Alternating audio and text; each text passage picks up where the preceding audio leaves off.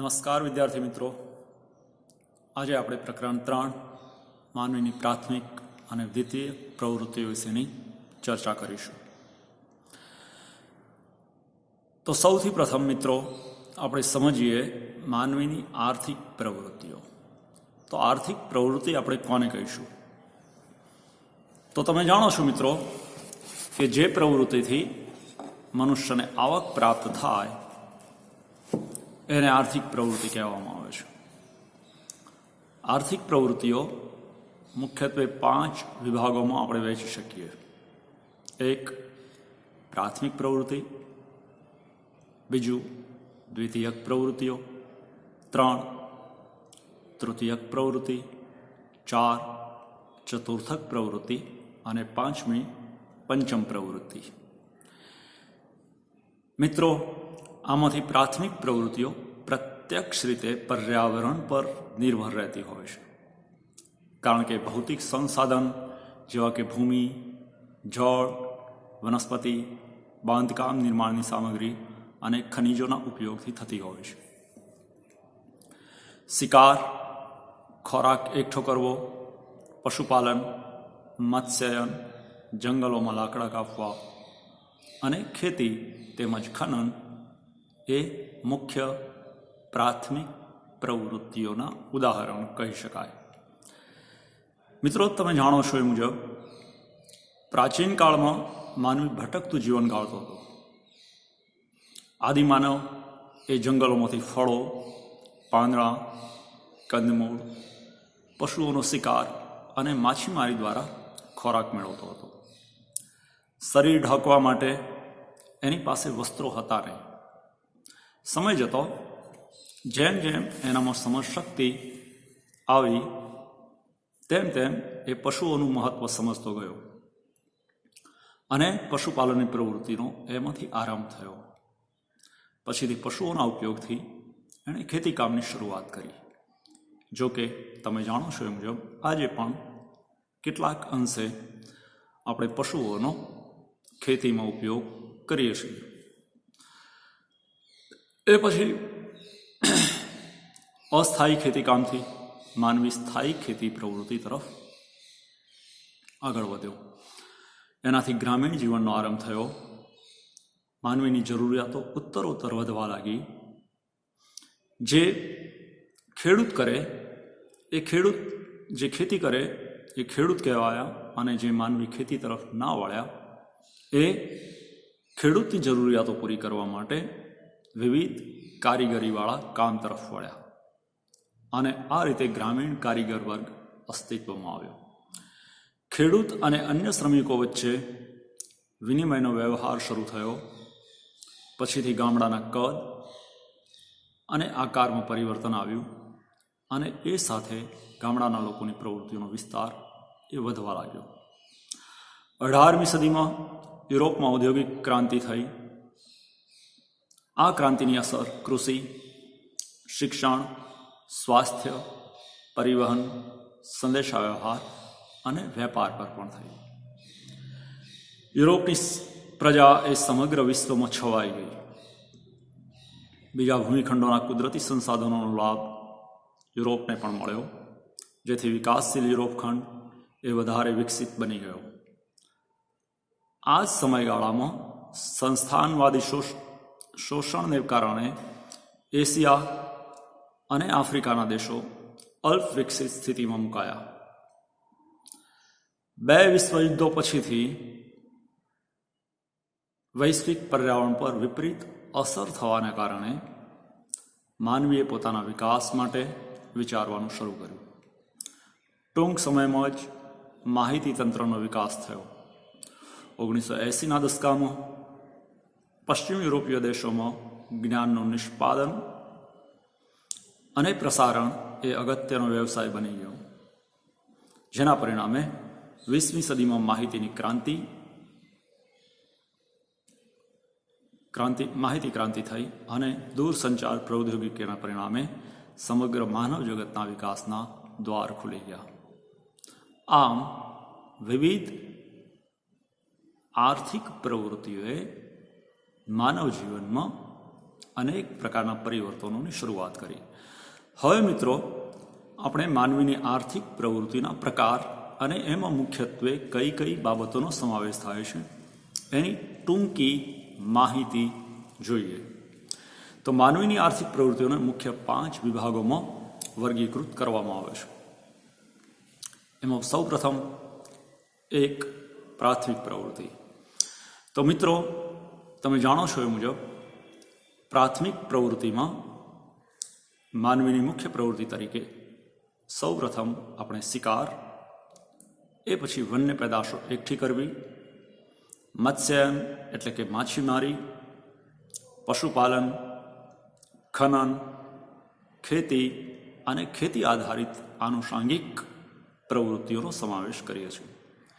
આ તમામ પ્રકારની આર્થિક પ્રવૃત્તિઓ એ માનવી આદિમાનવ અવસ્થામાં જ્યારે આપણે હતા ત્યારથી કરતા આવેલા છે.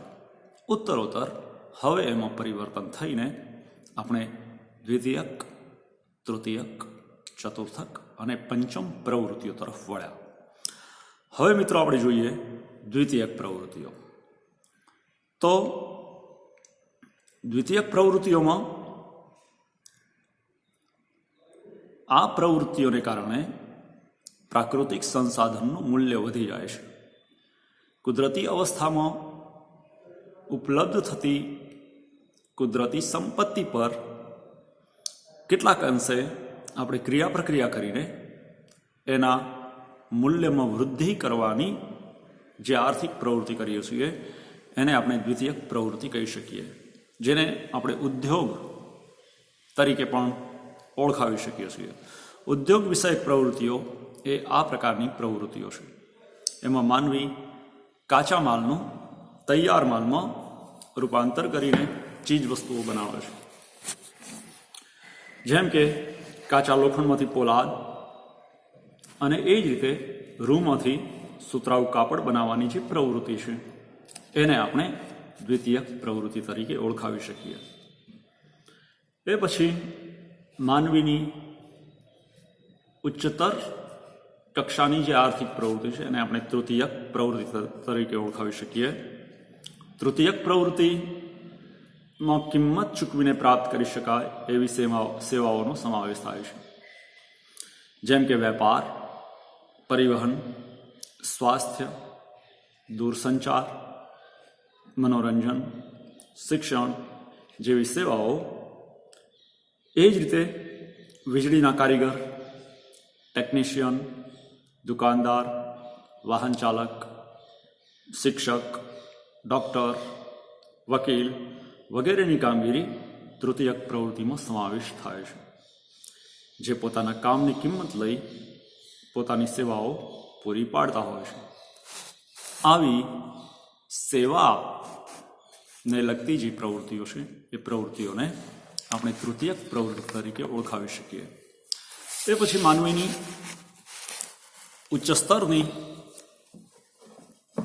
જે પ્રવૃત્તિ છે એને આપણે ચતુર્થક પ્રવૃત્તિ તરીકે ઓળખાવી શકીએ. ચતુર્થક પ્રવૃત્તિ એ વિશેષ પ્રકારનું કૌશલ્ય ધરાવતા માનવીની વિશિષ્ટ પ્રકારની સેવાઓનો સમાવેશ કરતી જોવા મળે છે.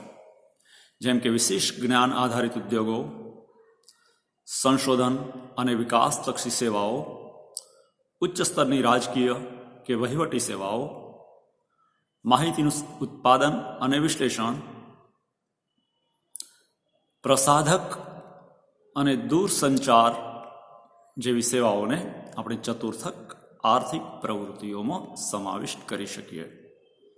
અને છેલ્લે માનવીની સૌથી ઉચ્ચતમ કક્ષામાં આવતી આર્થિક પ્રવૃત્તિ એટલે પંચમ પ્રવૃત્તિ. પંચમ પ્રવૃત્તિઓની અંદર જુદા જુદા ક્ષેત્રના વિશિષ્ટ કક્ષાના નિષ્ણાતોની સેવાઓ, વહીવટી નિર્ણય નિર્ધારકોની સેવાઓ, ભિન્ન ભિન્ન ક્ષેત્રના કુશળ સલાહકારોની સેવાઓ અને નવી નીતિઓના નિર્ધારક દ્વારા અપાતી સેવાઓ એ પંચમ પ્રવૃત્તિઓમાં સમાવેશ થાય છે. માનવી દ્વારા કરવામાં આવતી આ પાંચેય પ્રકારની પ્રવૃત્તિઓ એકબીજા સાથે જોડાયેલી છે તથા એમની સીમાઓ પણ એકબીજામાં ભળેલી છે. આ પાંચેય પ્રકારની માનવીની આર્થિક પ્રવૃત્તિઓના કારણે જ્ઞાન આધારિત ઉદ્યોગોનો વિકાસ થયો છે અને વિશ્વને એક નાનું ગામ બનાવી દીધું છે. જમીન ખંડોના નિવાસીઓ એકબીજા પર આધારિત બની ગયા છે. આ તમામ પ્રકારની આર્થિક પ્રવૃત્તિઓને આપણે ક્રમશઃ અભ્યાસમાં આવરી લઈશું. એમાં સૌથી પ્રથમ આજે આપણે જોઈએ પ્રાથમિક પ્રવૃત્તિઓ, પ્રાઇમરી એક્ટિવિટીઝ. તો મિત્રો, તમે જાણો છો એ મુજબ આર્થિક રીતે વિકસિત રાષ્ટ્રોના લગભગ 5%થી ઓછા લોકો પ્રાથમિક પ્રવૃત્તિઓમાં રોકાયેલા છે, જ્યારે વિકાસશીલ દેશોમાં માનવ શ્રમને વધારે પ્રાધાન્ય આપવામાં આવી રહ્યું છે. પ્રાણીઓ તથા માછલાઓનો શિકાર, વન્ય પેદાશો એકત્ર કરવી, પશુપાલન અને ખેત પ્રવૃત્તિ માનવીની પ્રાથમિક પ્રવૃત્તિઓ છે. એમાં આજે આપણે માનવીની પ્રાથમિક પ્રવૃત્તિ તરીકે શિકાર અને સંગ્રાહક પ્રવૃત્તિ વિશેની વાત સમજીએ. તો મિત્રો, આદિ યુગમાં એટલે કે પ્રાચીન યુગમાં પૃથ્વી પરના બધા જ માનવો શિકારી અને સંગ્રાહક તરીકે જીવન જીવતા હતા. આ પ્રકારની અર્થવ્યવસ્થામાં લોકો ભોજન મેળવવાની શોધમાં એક સ્થાનેથી બીજા સ્થાને ભટકતું જીવન ગાળતા હતા. નાના સમૂહમાં રહેતા હતા, કારણ કે એ સમયે માનવ વસ્તી પણ પ્રમાણમાં ઓછી હતી. એમની પાસે પોતાની કોઈ સંપત્તિ ન હતી. પથ્થરમાંથી બનાવેલા સાધનોથી શિકાર કરતા હતા, વલકલના વસ્ત્રો પહેરતા અને જંગલમાંથી મળતી સ્થાનિક સામગ્રીમાંથી પોતાનું રહેઠાણ એ લોકો બનાવતા હતા. સમુદ્ર કિનારે રહેલા લોકો સમુદ્રમાંથી મળતી માછલીઓ અને બીજા જીવોથી પોતાનું ભરણ પોષણ કરતા હતા. ઉષ્ણકટિબંધના નિવાસીઓ શિકાર અને જંગલ પેદાશો એકઠી કરવાની પ્રવૃત્તિ કરતા હતા. આ લોકો પ્રાકૃતિક પરિસ્થિતિમાં જ જીવતા હતા. પર્યાવરણમાં કશું જ પરિવર્તન કર્યા વિના સ્વાશ્રય વ્યવસ્થામાં જીવન વ્યતીત કરતા હતા. વર્તમાનમાં આ લોકો ઓસ્ટ્રેલિયા, આફ્રિકા, ઉત્તર અમેરિકા તથા દક્ષિણ અમેરિકાના મર્યાદિત ભાગોમાં જ જોવા મળે છે. ઓસ્ટ્રેલિયાના બ્લેક ફેલોઝ. મિત્રો, વિભાગ એ અને વિભાગ બીમાં ટૂંકા પ્રશ્ન સ્વરૂપે કે 1 માર્ક્સના વૈકલ્પિક પ્રશ્ન તરીકે પૂછાય છે. તો ખાસ નોંધી લઈશું ઓસ્ટ્રેલિયાના બ્લેક ફેલોઝ, આફ્રિકા ખંડના પિગ્મી તથા બુશમેન, અલાસ્કાના એસ્કિમો, યુરોપ ખંડના લેપ લોકો અને અમેરિકા ખંડના રેડ ઇન્ડિયન્સ તેમજ દક્ષિણ ભારતના પાલિયાન તથા મલેશિયાના સેમાંગ લોકો એ પ્રાથમિક પ્રવૃત્તિઓ કરે છે.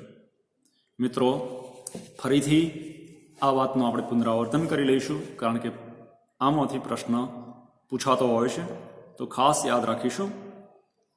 ઓસ્ટ્રેલિયાના બ્લેક ફેલોઝ, આફ્રિકા ખંડના પિગ્મી તથા બુશમેન, આફ્રિકાના એસ્કિમો, યુરોપ ખંડના લેપ લોકો, અમેરિકા ખંડના રેડ ઇન્ડિયન્સ, દક્ષિણ ભારતના પાલિયાન અને મલેશિયાના સેમાંગ લોકો એ પ્રાથમિક પ્રવૃત્તિઓ કરે છે. વિભાગ સીની અંદર કદાચ 2 માર્ક્સના પ્રશ્નો તરીકે પૂછાવાની સંભાવના રહે, જેમાં પ્રાથમિક પ્રવૃત્તિઓ કરતી વિશ્વની મુખ્ય જાતિઓ કઈ કઈ છે એવો કદાચ પ્રશ્ન પૂછાય તો આપણે વિસ્તૃત રીતે આ જવાબ આપીશું. હવે મિત્રો, માનવીની બીજી મહત્વની આર્થિક પ્રવૃત્તિ એ પશુપાલન છે.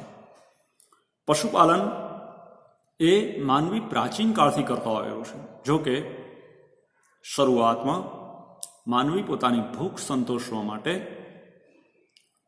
ફળ ફૂલ અને કંદમૂળ બાદ શિકાર જેવી પ્રવૃત્તિ તરફ વળેલો, પરંતુ શિકારની આ પ્રવૃત્તિએ વન્યજીવોને માનવીથી દૂર કર્યા. જે સમજમાં આવતો માનવીએ ધીમે ધીમે પશુઓનો વિશ્વાસ કેળવવાનું શરૂ કર્યું અને એમાંથી પશુપાલન પ્રવૃત્તિની શરૂઆત થઈ. પ્રાથમિક પ્રવૃત્તિઓમાં પશુપાલનનું કાર્ય એ મહત્વનું રહ્યું. આજે પણ ઘાસના મેદાનોમાં વસતા લોકો ગાય, ભેંસ, બળદ, ઘોડા, તો ટુંડ્ર પ્રદેશના લોકો રેન્ડિયર, રણ પ્રદેશમાં રહેતા લોકો ઊંટ, ઘેટા, બકરા, તો પર્વતીય પ્રદેશના લોકો લામા અને યાક જેવા પ્રાણીઓને પાળે છે. આ પ્રાણીઓ એ આપણને ભારવહન, ખેતીકામ અને પશુ પેદાશો માટે ઉપયોગી છે. ઉષ્ણ અને સમશીતોષ્ણ કટિબંધમાં વસતા લોકો અસ્થાયી પ્રકારનું પશુપાલન કરતા હતા. હવે તેઓ વેપારી પશુપાલન પ્રવૃત્તિ તરફ વળ્યા છે. હવે મિત્રો, પશુપાલનની આર્થિક પ્રવૃત્તિ પણ મુખ્યત્વે બે રીતે થતી જોવા મળે છે. એક અસ્થાયી પશુપાલન એટલે કે ભટકતું પશુપાલન, અને બીજું સ્થાયી પશુપાલન કે વેપારિક પશુપાલન. એમાંથી સૌથી પ્રથમ આપણે અસ્થાયી પશુપાલનની પ્રાથમિક કક્ષાની આર્થિક પ્રવૃત્તિની વાત કરીશું. તો મિત્રો, આપણને નામથી જ ખ્યાલ આવે છે કે આ પ્રકારની પ્રવૃત્તિમાં માનવી પોતાના પશુધન સહિત એક સ્થળેથી બીજે સ્થળે સતત વિચરતો રહીને આર્થિક પ્રવૃત્તિ કરે છે. એટલે આપણે એને અસ્થાયી પશુપાલન કે ભટકતું પશુપાલન તરીકે ઓળખાવીએ છીએ. આ પ્રકારના પશુપાલન સાથે જોડાયેલા લોકો પશુપાલકો એ સ્થાયી જીવન ગાળતા નથી. પશુપાલકો પોતાના પશુઓ સાથે ઋતુ પરિવર્તન અનુસાર સ્થળાંતર કરતા હોય છે. હિમાલયમાં શિયાળામાં ઊંચા ઢોળાવો તરફથી તળેટી તરફ અને ઉનાળામાં તળેટી તરફથી ઊંચા ઢોળાવો તરફ પશુપાલકો પોતાના પશુધન સહિત સ્થળાંતર કરતા હોય છે. ટુંડ્ર પ્રદેશના પશુપાલકો એ શિયાળાની ઋતુમાં ઉત્તરથી દક્ષિણ તરફ અને ઉનાળાની ઋતુમાં દક્ષિણથી ઉત્તર તરફ સ્થળાંતર કરે છે, જે તાપમાનની બદલાતી સ્થિતિને અનુરૂપ સ્થળાંતર કરતા આપણે જોઈ શકીએ છીએ. આ પશુપાલકો એ ચોક્કસ વિસ્તારમાં પશુઓ સાથે ભટકે છે. એઓ ઋતુઓ અને હવામાન અંગેની વિસ્તૃત જાણકારી ધરાવતા હોય છે. ઘાસ અને પાણીના સ્ત્રોત વિષયક આનુભાવિક જ્ઞાન એમની પાસે હોય છે. તેઓના પશુઓ કુદરતી વનસ્પતિ પર અવલંબિત હોય છે. અલ્પ વરસાદવાળા વિસ્તારના પશુપાલકો એ ઘેટા બકરા પાળતા હોય છે. તો અસ્થાયી પશુપાલકો એ ઘેટા, બકરા, ઊંટ, ગાય, બળદ, ઘોડા અને ખચ્ચર જેવા પ્રાણીઓનું પાલન કરે છે. આ પ્રકારના પશુપાલન એ વિકાસશીલ દેશોમાં આપણને વિશેષ જોવા મળે છે. આ પશુપાલકો પોતાના પશુઓ દ્વારા દૂધ, માંસ, ઊન અને ચામડું જેવી પશુ પેદાશો મેળવી પોતાનો જીવન નિર્વાહ કરતા હોય છે. આ પ્રકારનું એટલે કે અસ્થાયી પશુપાલન એ પારિસ્થિતિક તંત્રને અનુરૂપ પારિસ્થિતિકીય અને સાંસ્કૃતિક અનુકૂલનનું વિશિષ્ટ સ્વરૂપ છે. અહીં પશુપાલકો અને એમના પાળેલા પ્રાણીઓ પરસ્પર આશ્રિત અને એક સમુદાયના રૂપમાં રહેતા હોય છે. અસ્થાયી પશુપાલનના વિશ્વમાં મુખ્ય 7 ક્ષેત્રો આવેલા છે. સૌથી પ્રથમ આર્કટિક પ્રદેશ, બીજો યુરેશિયાનો સ્ટેપ પ્રદેશ, ત્રીજો દક્ષિણ પશ્ચિમ એશિયા, ચોથું સહરાનું રણ, પાંચમો અરબસ્તાનનો રણ પ્રદેશ, છઠ્ઠો આફ્રિકાના સવાના ઘાસના બીડ, 7 એન્ડીજ તેમજ એશિયાનો ઉચ્ચ પ્રદેશ.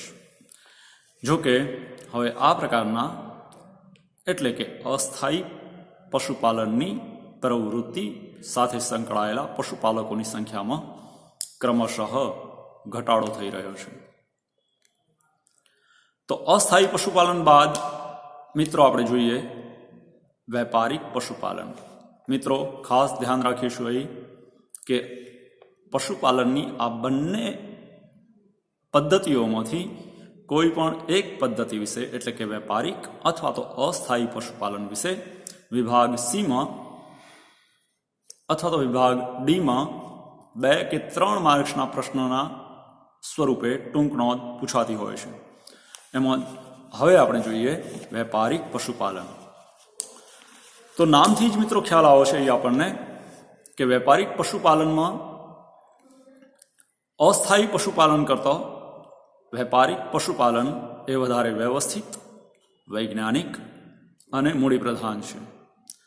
પશુ પેદાશોમાંથી વધારે આવક મળી રહે એ હેતુને આપણે વિશેષ ધ્યાનમાં રાખીએ છીએ.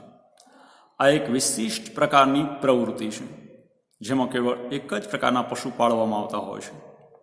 ઘેટા, બકરા, ગાય, બળદ, મરઘા, બતક, ઘોડા વગેરે પશુઓ પાળવામાં આવતા હોય છે. આ પ્રકારના પશુપાલનમાં દૂધ, માંસ, ચામડું, ઊન અને ઈંડા વગેરેનું મોટા પ્રમાણમાં ઉત્પાદન કરીને વૈજ્ઞાનિક પ્રક્રિયાથી તૈયાર કરેલા ખાસ ડબ્બાઓમાં બંધ કરીને વિશ્વના બજારોમાં એને નિકાસ કરવામાં આવે છે. પશુઓની ઉત્તમ ઓલાદો તૈયાર કરવી, પાળવી, પ્રાણીઓને થતા રોગો માટેની દવાઓ આપવી, પશુ ચિકિત્સક દ્વારા પ્રાણીઓની સારવાર કરાવવી, મરઘા, બતકાને વૈજ્ઞાનિક રીતે ઉછેરવા, પશુઓને ઉત્તમ આહાર પૂરો પાડવો, પશુઓની સારી રીતે સરભરા કરવી વગેરે બાબતો પર ખૂબ જ ધ્યાન આપવામાં આવતું હોય છે. દુનિયામાં New Zealand, Australia, Argentina, USA, Bharat, Denmark જેવા દેશોમાં વેપારિક પશુપાલન એ મોટા પાયા પર થાય છે. તો આજે મિત્રો આપણે જોયું માનવીની આર્થિક પ્રવૃત્તિઓ, આર્થિક પ્રવૃત્તિઓના પ્રકારો, આર્થિક પ્રવૃત્તિઓના ભાગરૂપે શિકાર અને સંગ્રાહક પ્રવૃત્તિ અને ત્યારબાદ પશુપાલન જેવી પ્રાથમિક કક્ષાની આર્થિક પ્રવૃત્તિઓની સમજ મેળવી. પશુપાલન પ્રાથમિક કક્ષાની આર્થિક પ્રવૃત્તિના ભાગરૂપે આપણે અસ્થાયી પશુપાલન એટલે કે ભટકતું પશુપાલન અને વેપારિક પશુપાલન એમ 2 રીતે સમજ્યા. હવે આપણે ખેતી વિશે જોઈશું.